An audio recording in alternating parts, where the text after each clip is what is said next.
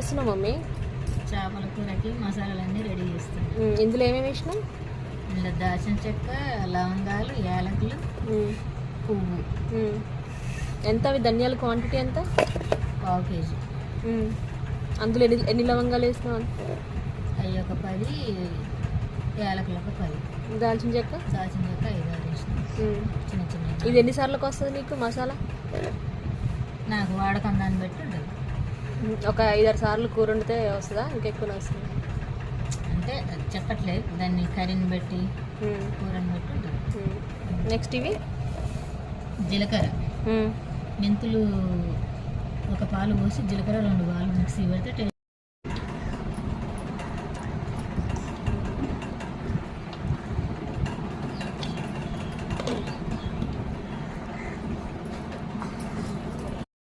ఏం చేసినావు మమ్మీ ఇందులో?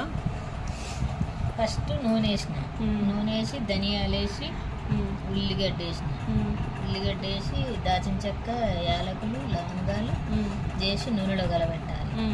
అవి వేగిన తర్వాత మిక్సీ పట్టుకొని, ఇప్పుడు వీటిని ఏం చేయాలి? మిక్సీ పట్టాలి. మిక్సీ పట్టి మళ్ళీ కూరకి తాలింపు చేసేటప్పుడు తాలింపులు వేసి కారం పులుసు పోసి. ఇప్పుడు ఇది ఎన్ని ముక్కలకి కూర? ఎన్ని కేజీలు చేపలు? కేజీ చేపలకి ఇంత క్వాంటిటీయా? ఓకే.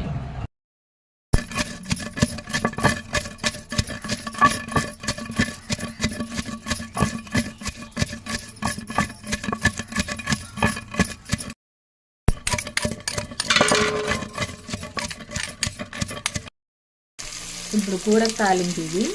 ఫస్ట్ జీలకర్ర తర్వాత పచ్చిమిర్చి తర్వాత కరివేపాకు తర్వాత వెల్లుల్లి తర్వాత తాలింపు అయినాక పసుపు అది వేసుకునేటప్పుడు మరి పసుపు అల్లం వేసుకోవాలి. ఇప్పుడు మళ్ళీ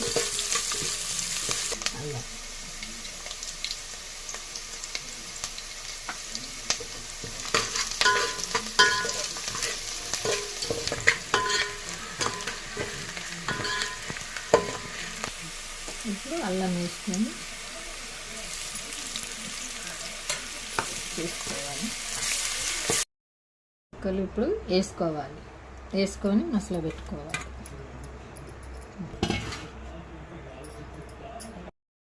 జీలకర్ర మెంతుల పొడి వేసుకోవాలి.